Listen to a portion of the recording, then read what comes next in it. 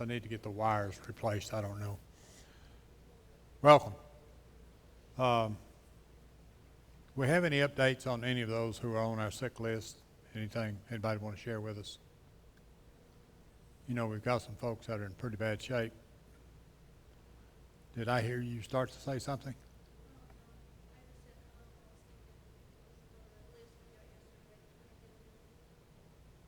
All right. We are going to sing number what?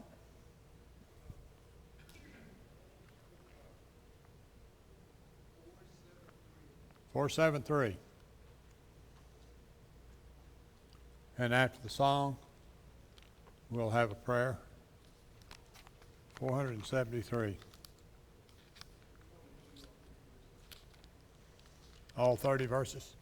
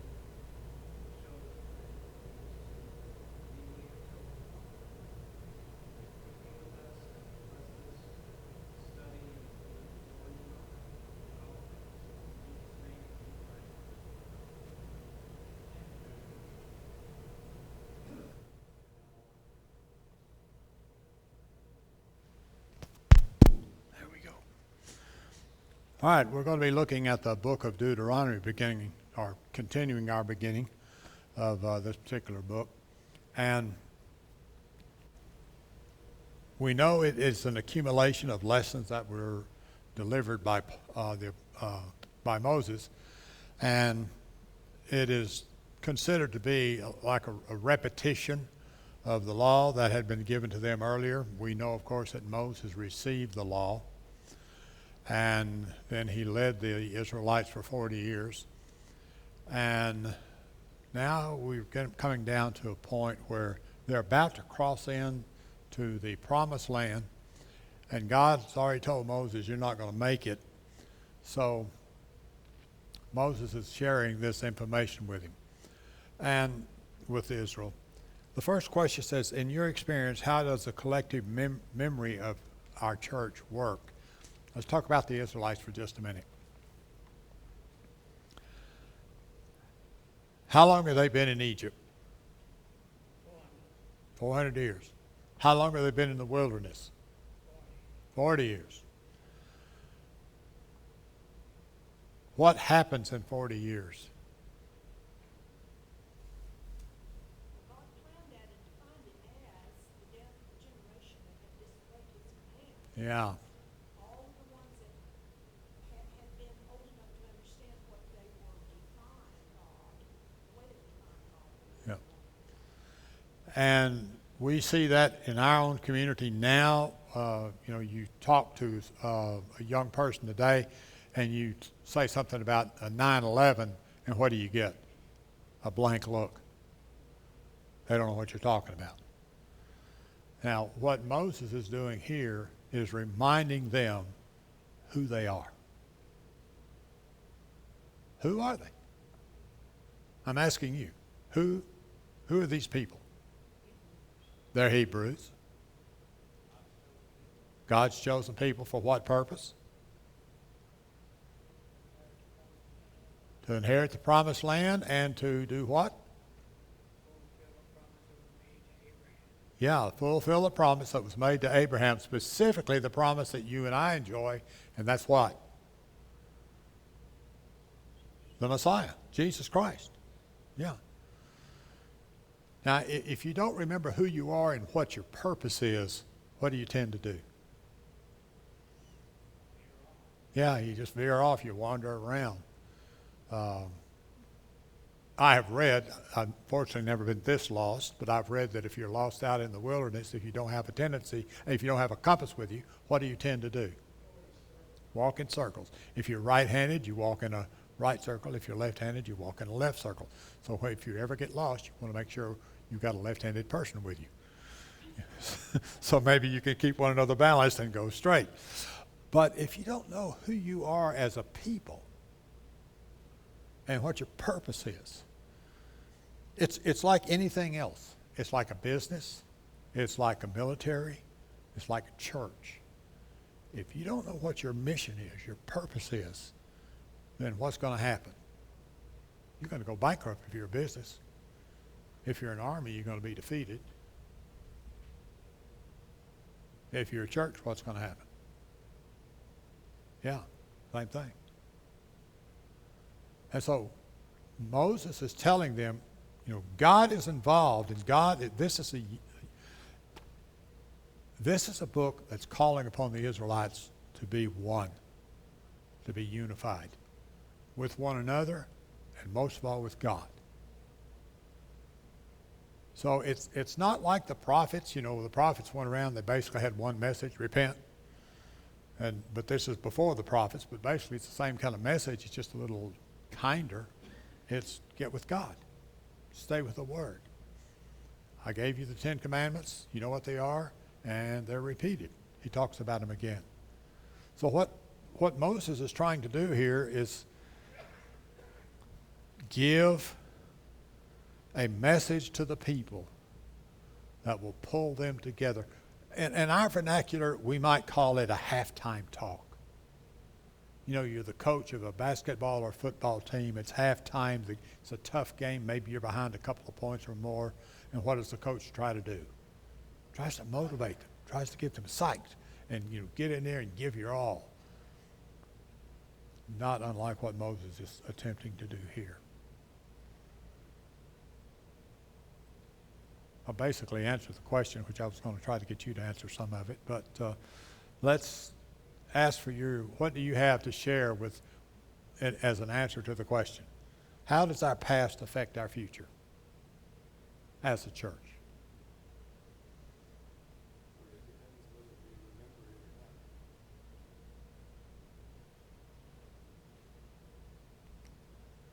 Where do we remember it and what we remember of it? how we remember it. I was at a church I enjoyed a great deal, and I moved from there to another state, and I learned that there was going to be a man about 30 miles away. I think he was holding a meeting, I'm not sure. And I really enjoyed the ministry I just left. But this guy who's holding this meeting and living 30 miles north of me, or not living but visiting there, he had preached at that same place a couple of decades before I got there, maybe even more. And so I went up there really just to meet this guy and tell him where I had just spent 11 years and how great it was.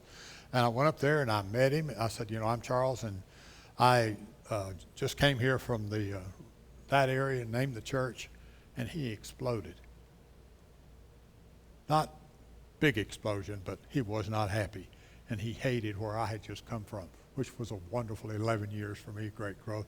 But when he had moved there, it was different.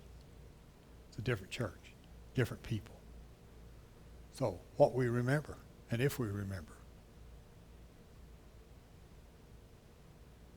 Anyone else? Well, we baggage with us all, everything that is in our minds is still but we also look for people that their things in common. Mm-hmm. We want common doctrine, or we like common culture, we like common interests, talents. Yeah. Yes, sir. Why were they following Moses? He was a felon. He was on the run. Yeah. His parents, they knew he was probably. Well, actually, they were all on the run. He was like the leader of the gang.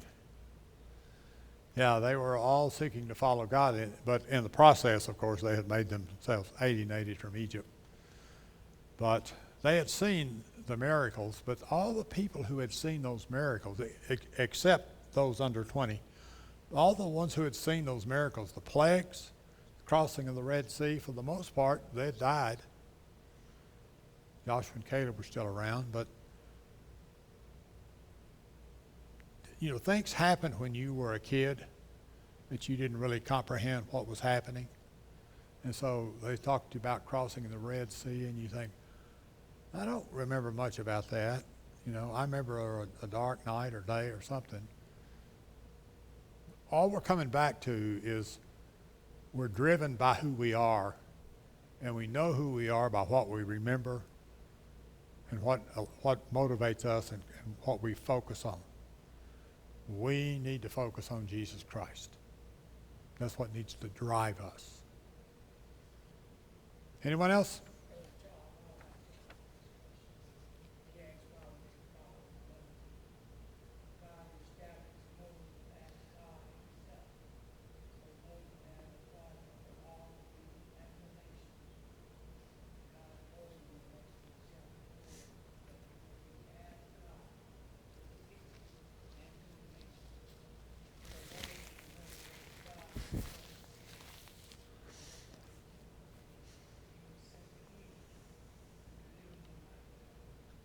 And we know in the beginning that they weren't real thrilled about following Moses, but he convinced them. And of course, part of what the miracles did, or what we call the plagues, that was also a part of the convincing as well. They knew that God was with him, was with Moses.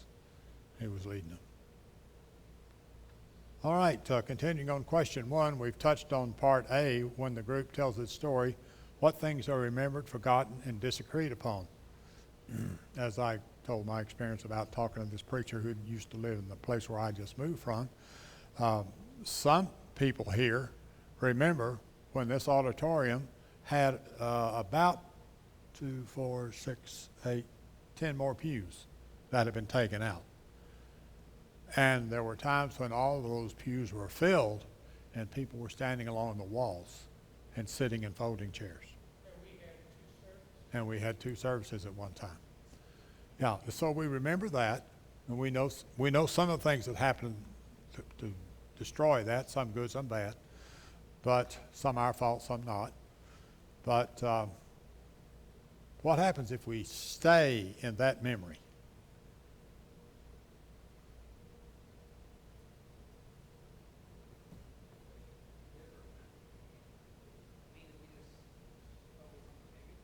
Yeah. We can sit around and wish for what it used to be like.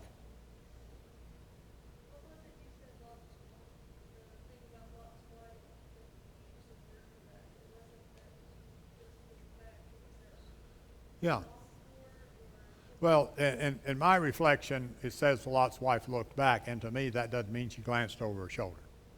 Because if there's a bunch of volcanic explosion or rocket meteorites hitting, making noise, I think I'd probably take a glance too.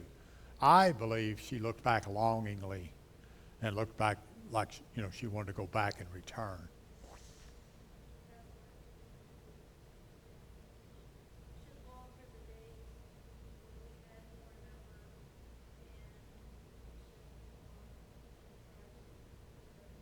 and Yeah. And what we need to be longing for are for the things that made us that way. And we need to try to be that way. The Israelites are about to go into the promised land, and what are they going to have to do? They have battles yet to win. Yeah, they're going to have to fight like crazy, aren't they? Yeah. So Moses is trying to call them together. He's trying to unify them. He's trying to tell them again about the law, reminding them of it. And you guys be unified and stay to the course. Don't wander off. All right, the next, what does this tell you about the group's understanding of itself? I lived in a state one time where one of my elders was involved in leasing for oil drilling. And he told me this as a true fact, and I believe what he said. There was a rural church that someone came and drilled on their property and struck oil.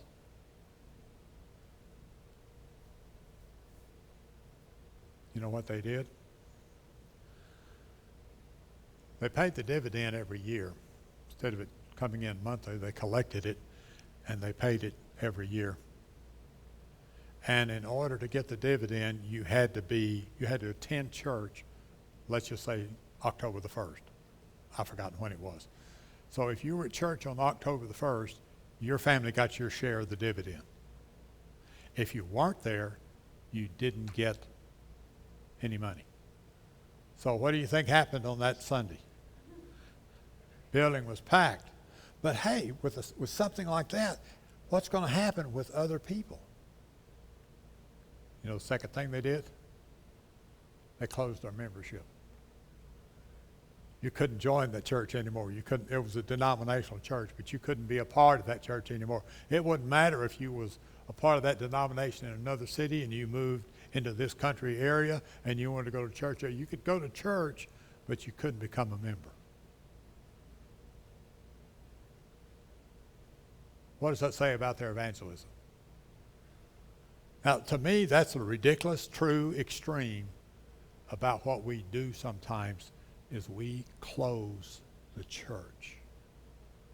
We don't intend to. You know, that we don't have a sign, we don't have anything written in a document.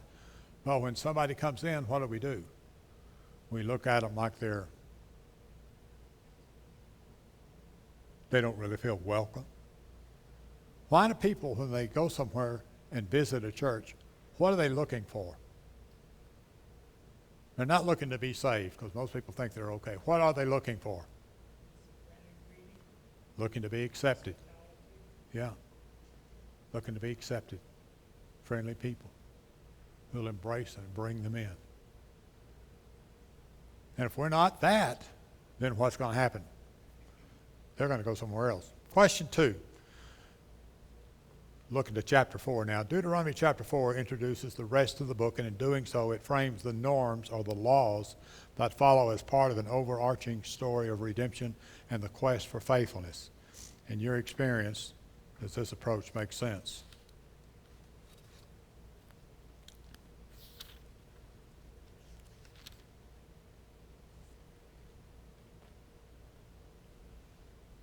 Begins in verse 1. Now, O Israel, hear the decrees and laws I'm about to teach you. Now, they already know them, but he's going to teach them again. Repetition is not a bad thing. Follow them so that you may live and may go in and take possession of the land the Lord, the God of your ancestors, is giving you.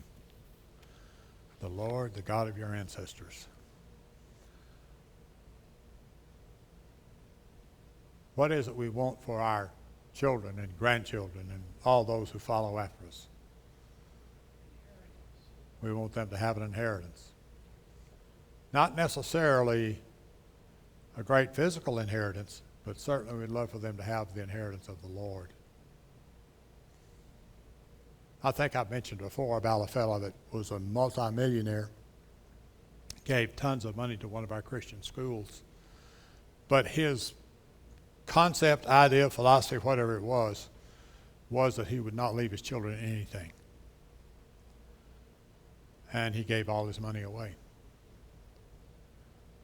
I spoke with another man who was a millionaire one time and told him that story, and he said, well, that seems a little extreme. He didn't necessarily agree with it.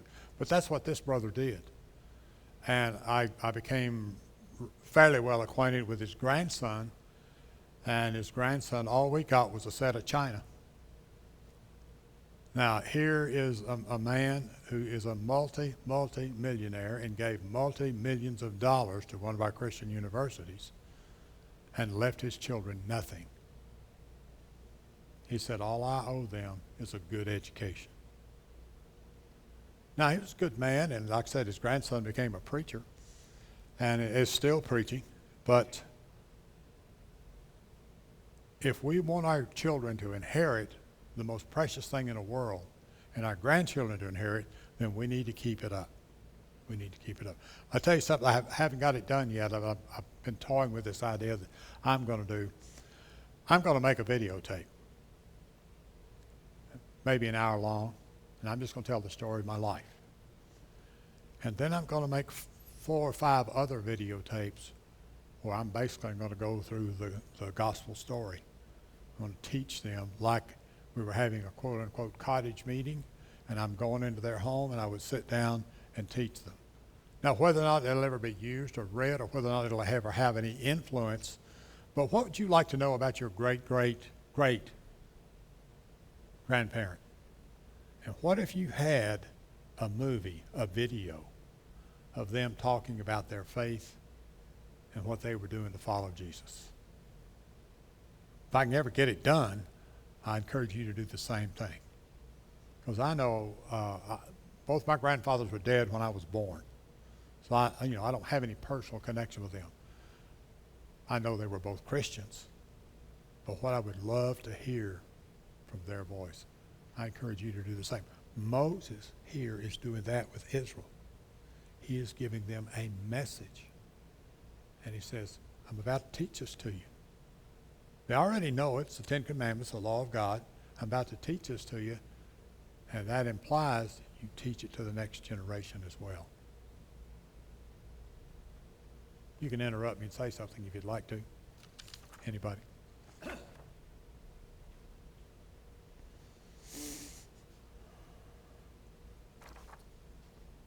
Let's talk about grace and law. How do they fit together?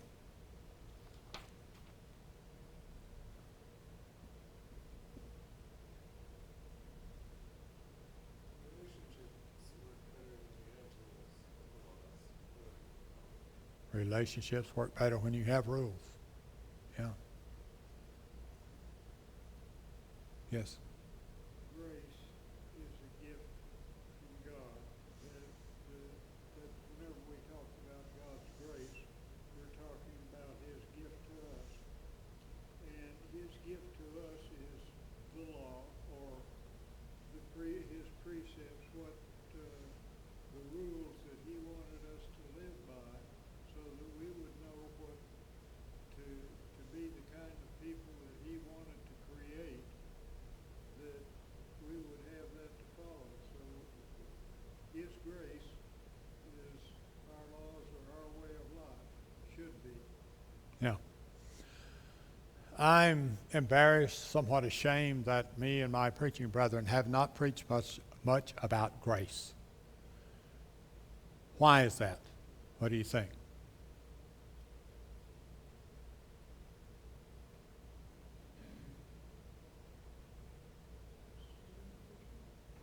Say again? Okay. Okay. But if you look at it, Brother Charles, everything about God and His Son and His own grace. It's all grace, every bit of it. But what we have done, in my opinion, have reacted to the incorrect denominational doctrine that God basically saves people against their will and you don't have to do anything. And as a result, it's almost like we're afraid to talk about it. One of our previous generation preachers wrote a book on the book of Romans where he talked a lot about grace. And you would not believe the uproar that came within the brotherhood because they thought he was going off into, the grace only type of approach. Grace is unmerited favor, meaning simply we don't deserve it. But in this case, it also means there's no way we could earn it if we wanted to. You have to trust. Yeah. But if we all got together and got the whole city together to do good works, we couldn't do enough to save one of us. So, Well, and think about grace as being God's gift to us, things that we do not deserve. But if you put those things on the path, we don't deserve anything. Everything God gives us is not from our merit. right. We did not deserve it. We did not earn it. It's a gift from Him. And we're not going to go into mercy at this point. Mercy and grace, in my opinion, are kind of opposites because God gives us the mercy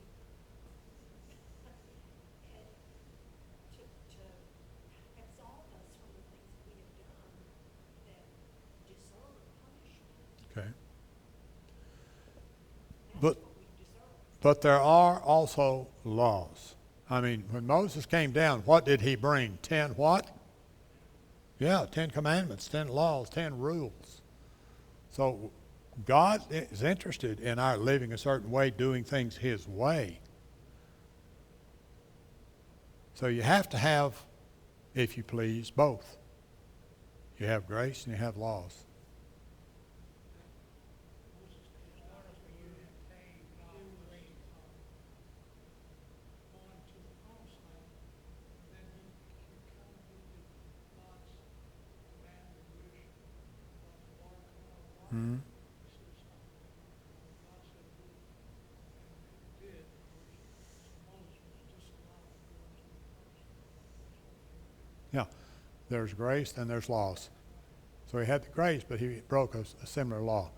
John, you were saying? And I was saying, in order for us to obtain God's grace, we must be obedient to His law. Yes. Mike?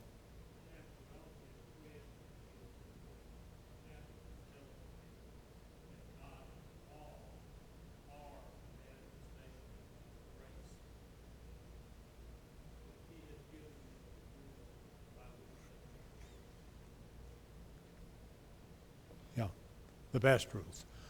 We live in a nation that has laws. We have a constitution. Who did that? We did. Man did. But God gave laws, perfect laws, that allowed Israel to live as a united nation, focused on serving God and doing His will. So, fortunately, in the beginning, our laws were based to a great extent on what we call the Judeo-Christian concept or biblical ideas. And there is within our country an understanding or a foundation of biblical laws, of God's laws. And that's one of the things I think that's helped us to be a great nation. But just like Israel, we stray away from that foundation, and what happens to us? We get in trouble. Yeah. So we do have grace, but we also have to follow laws. Israel had grace, but they also had to follow God's laws. Anyone else want to share anything? Question, comments, remarks? Christianity politically or whatever they wanted to try to find Yeah. I read some interesting information this week. I was sort of wondering about what is this with this anti-Semitic attitude and approach that people had. And I got onto a Jewish site, and he was saying, from his perspective, that some of it is just the idea of having a scapegoat. Other than that, they don't have any real reason, because most of the things they think they need to hate the Jews for aren't really true, like the Jews controlled all the money. Yeah, there are some rich Jewish people, but there's a whole lot of other people who are rich and not Jewish. So it's not necessarily their control of the wealth. But I think the scapegoat is a large part of that. But he got into something else as he continued.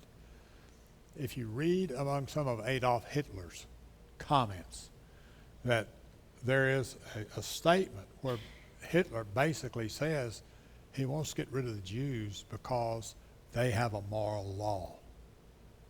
And he didn't want that moral law. Think about what is happening in the world today. People are seeking to destroy, dismantle, get rid of any morals or any moral law. Because when you don't have a moral law, anything goes. If there's no God, then there's nothing wrong with somebody pulling out a gun and shooting every one of us. Now, the state may call it murder and send you to jail, but there's no sin. Not if there's not a God. Not if God has not said, thou shalt not murder. So we have grace, but we also have laws. And laws help us in our relationship with God. They help us with our relationship with one another.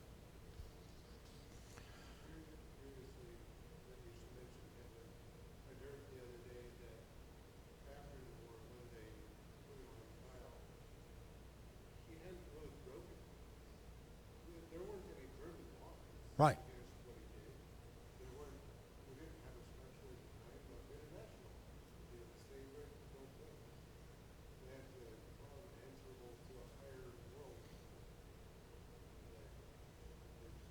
Yeah. Yeah. The law of the world or the society or crimes against humanity, that type of thing. Yeah. Because they didn't have any laws in Germany that he was breaking. Why was that? He was making the laws. Yeah. Just like we were talking this past Sunday, King Xerxes was convinced to put out that crazy law about you could kill a Jew on a certain day. And then he said when he wanted to change that, he couldn't change it. But he could make a law that would counterbalance it. Hitler made the laws, so he wasn't breaking any laws. All right, good. Thank you. Hitler did the same thing and Yeah. Hitler considered himself God. That's what all tyrants or people who want to conquer the world do. They don't think so, although some of them do like the idea of being called a God, being a God. Because everything you do is okay.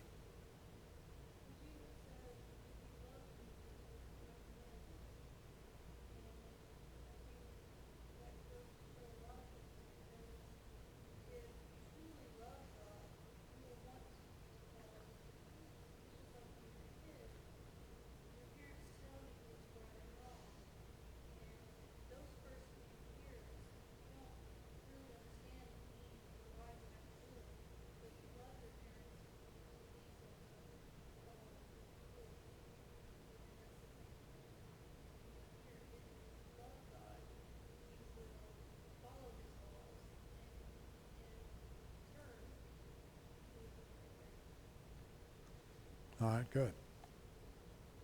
Anyone else?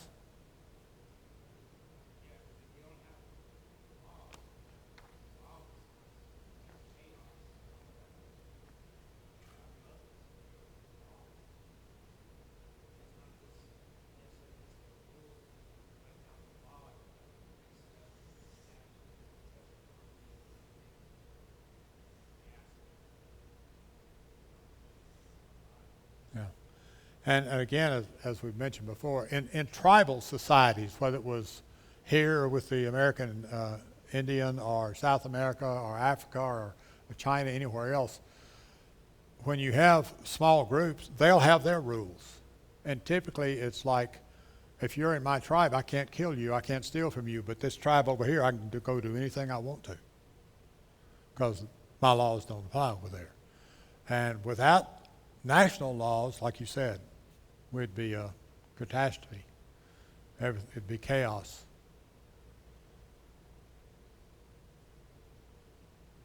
All right, the tensions of the law and the grace. We've touched on that a little, but anyone else want to have any thoughts there?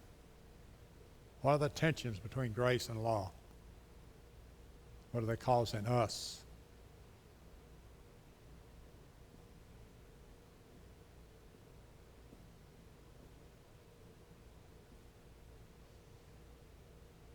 All right?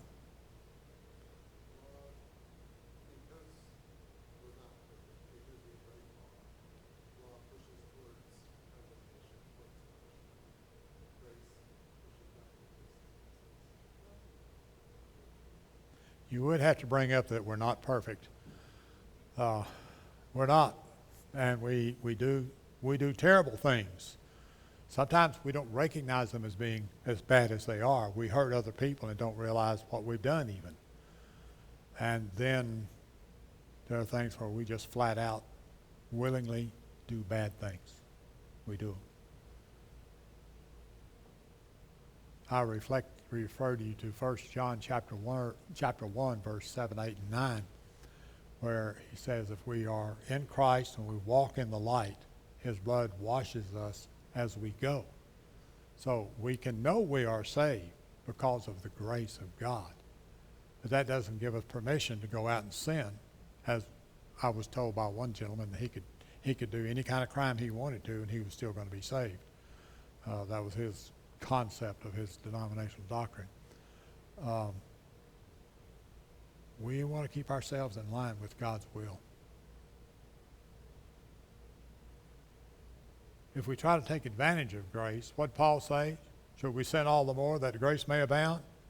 And what did he do? What's the next thing he said? God forbid, yeah. It's like he screams it, no! That's if we got our head screwed on right. All right, our next question. Most studies of the question show that Christians spend very little time passing on the faith to their own children.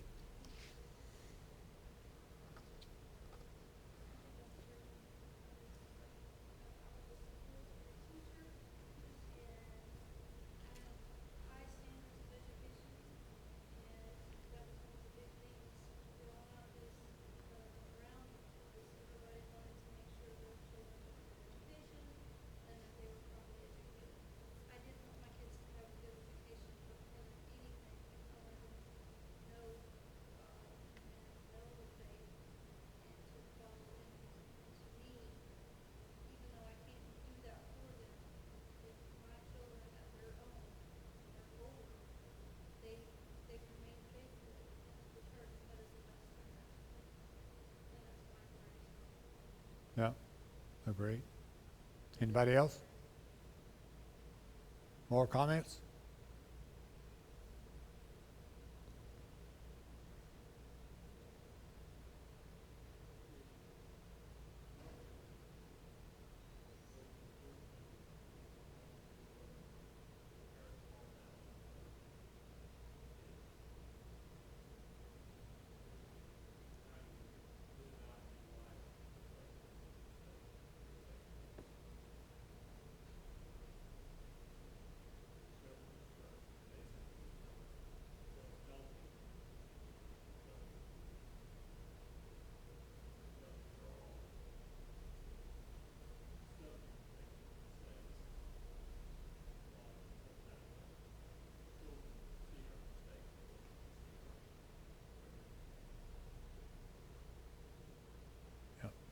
especially if our mistakes are directed toward them with a lot of hostility or whatever. You were about to say? People don't spend a lot of time trying to teach them that, but they rely on the fact that the child is looking at them and to everything that they do and is trying to imitate the parents. And so aren't they teaching them by simply living? Yeah. I grew up in a home with, those proverbial, you go to church every time the doors are open. Nothing happened that we weren't there. But, we prayed at mealtime, but I don't personally recall ever being taught to say my bedtime prayers. I prayed at night when I went to bed. Now, maybe before my collective memory started, I was taught that. I don't think you remember much before you were 6, unless it was something very traumatic. That memories kind of stick with you after you get to be about 6 years old. So maybe before I was 6, I was taught to do my bedtime prayers, but I don't remember that. But I did it. So that's living the example, teaching our children early, and living letting them see it. But we never sat down and had a family Bible reading. I saw my mom and dad study for their Bible class lesson. And I, in turn, studied for mine. I wasn't told to. I just did it. But we want our children and our others, the next generations, to follow Jesus Christ. But we need to live that life. And as was just said, if we're hypocritical about it, who's the first ones to see it? The ones in our home. And you've read the stories or told the tales about people on their way to church, and they're fighting and screaming and yelling and cursing, and finally pull in the parking lot, open the door, and get out with a big smile on. They walk in like they're a big, happy, loving family. Well, not 3 minutes ago, they were at one another's necks, about to cut somebody's throat because of some disagreement over some trivial thing that didn't matter. That's what the kids remember.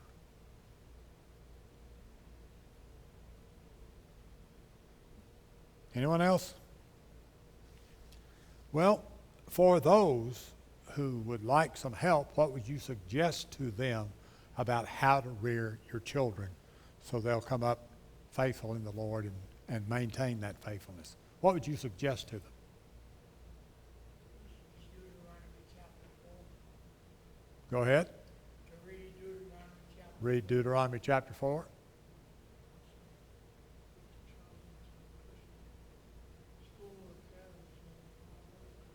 Okay. Get them in an environment with other Christians. Anyone else? True, but I think he's talking about the moral concepts and lifestyle.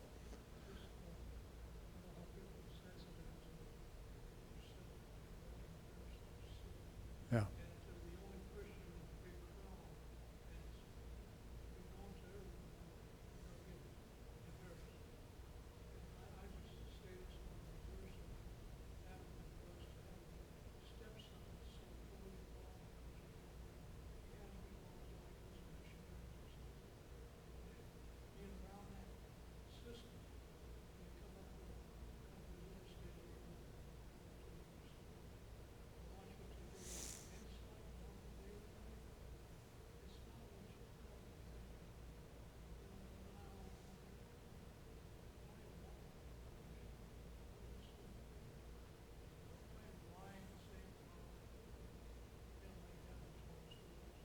Yeah. But the whole thing of being associated with fellow Christians, and that's an important thing. People of like mind, like standards. What other suggestion would you give?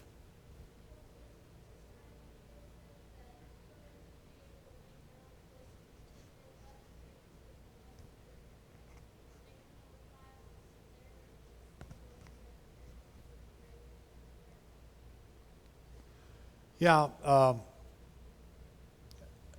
there was a period of time, and I guess it began with a guy named Dr. Spock, not Mr. Spock of Star Trek, but a guy named Dr. Spock wrote a book which was a great book except for his concept on discipline. And he did not think that a child should be corporately punished. That may have been the beginning, but the generation, I guess, of my children and some of you was that you don't discipline your children. You maybe talk to them, and I think there was even a group or an organization or something called Love and Logic, which, you talk to your child and you explain to them lovingly and logically why they should live and conduct themselves in a certain way. It involves rewards and deprivations also. Yeah. Things away from them and giving them rewards. And in a nutshell, it didn't work so well. So, but there must be, going back to the grace and the laws, there must be some rules in life, or we tend to make those rules ourselves. And as I've said before, we are born totally selfish. That's okay, you can't help it. Everybody is born totally selfish.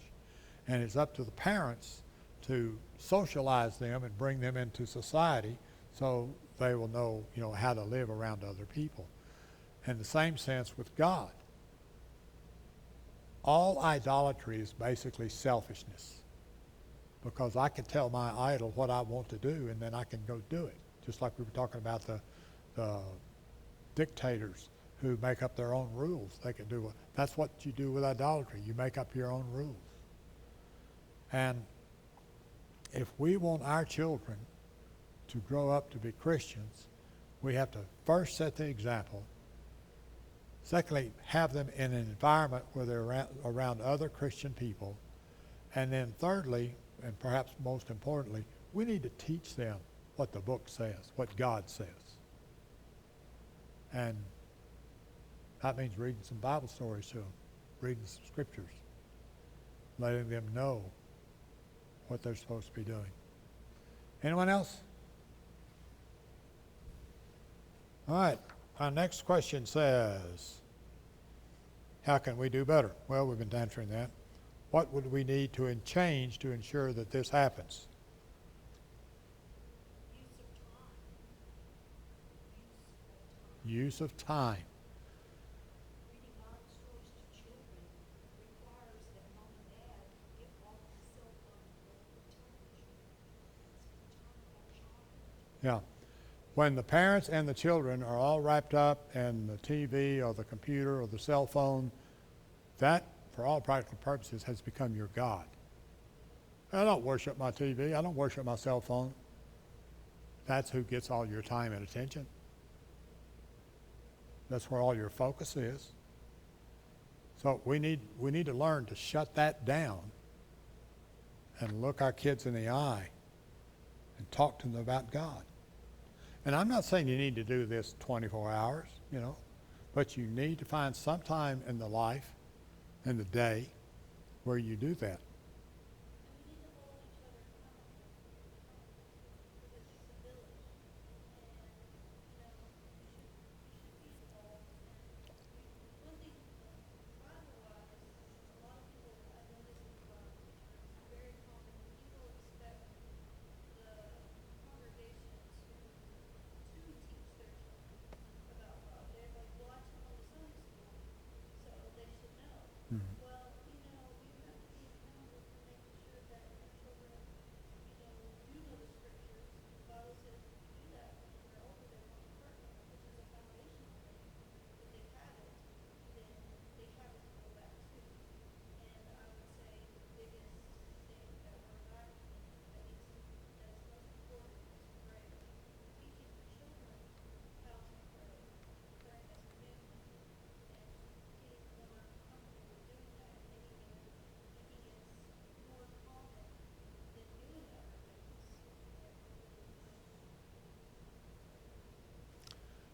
I would take exception to the idea that it takes a village to raise a child. I think we should have a village for our children or corporate. But the problem I have with that is it pushes the responsibility off on, like you were saying, to the church. No, they can be a reinforcement. They can help us. And like I said earlier, we need to have them around fellow Christians so they can learn from others. But, and again, I want to bounce off the proverb you quoted. My first church, what was I, 22 years old? I hadn't been there 3 weeks. Didn't have a clue what I was doing, because they don't teach you how to be a minister when you're in school. They just teach you the Bible, and you learn the rest on your own. And this little old, well, I call her old, she probably wasn't as old as I am now, but this little old lady came up to this 22-year-old kid and said, "Brother Charles, I reared my son." And she quoted the proverb, "And he won't come to church." And I responded to her by saying, that is not a mathematical equation. It is a proverb. It is a generally true statement that, because we all make our own choices. You can have a godly mother and a godly father and grow up to be a reprobate and a thief. Look at Judas. I don't know what kind of family he had, but he came up in a Jewish family. He was taught the Torah, and yet look what he did. So,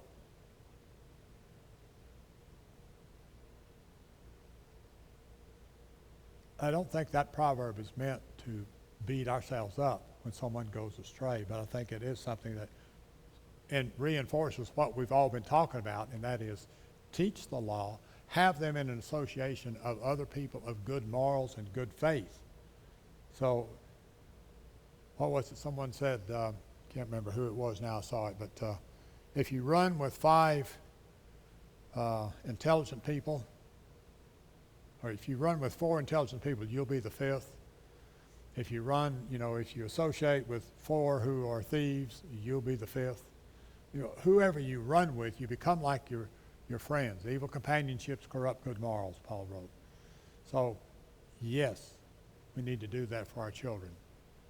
Have them in a good association. Anyone else? The biggest thing is just to be a good example. Yeah. Live it yourself. Yeah. Don't have to brag about it. And sometimes I've known some people like that. They brag all the time about what good Christians they are. And, what's that? You doth protest too much? Was that Shakespeare? If you're always bragging about what a good Christian you are, it kind of makes me wonder whether or not you're trying to camouflage some things and hide some things. Yeah. Most humble person in the room, right?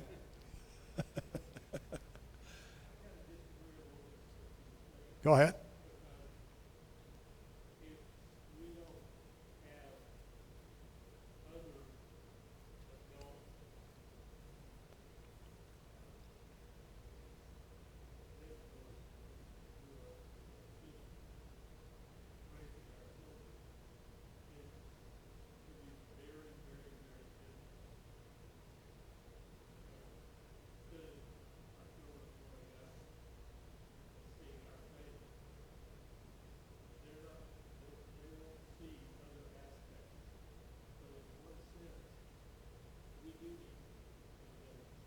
Yeah.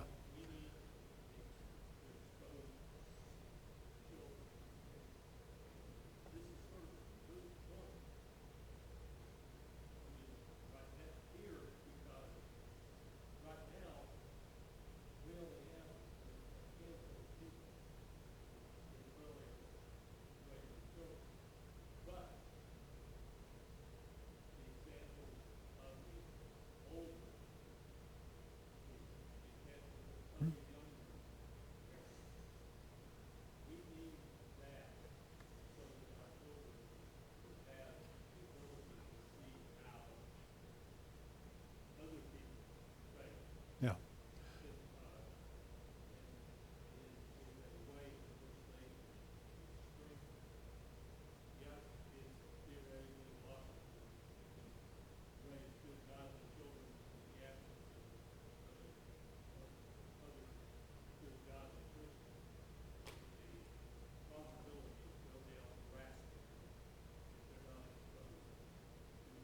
Right.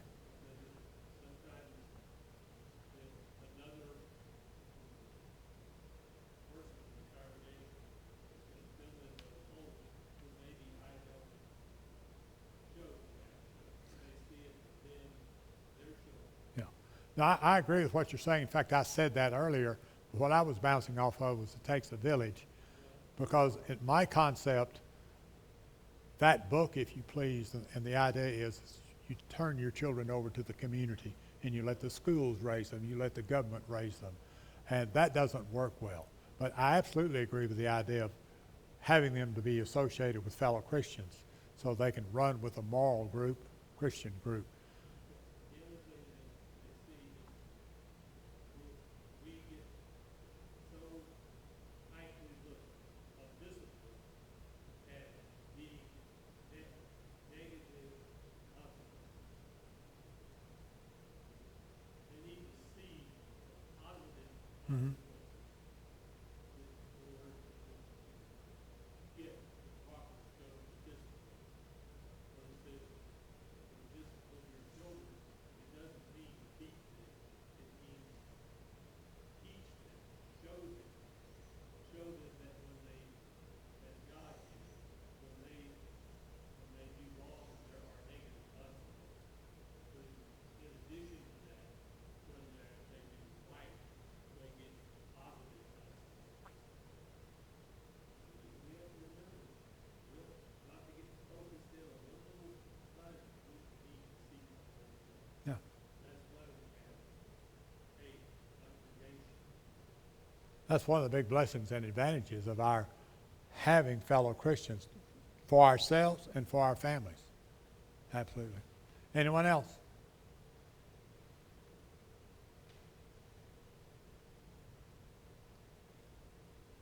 All right, question 4, and I didn't.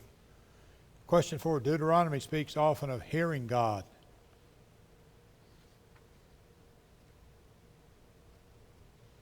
How does this happen?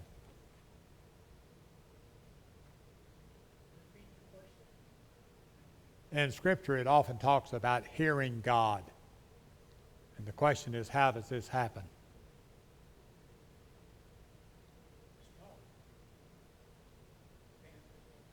All right. If you teach your children, then they'll hear the message of God.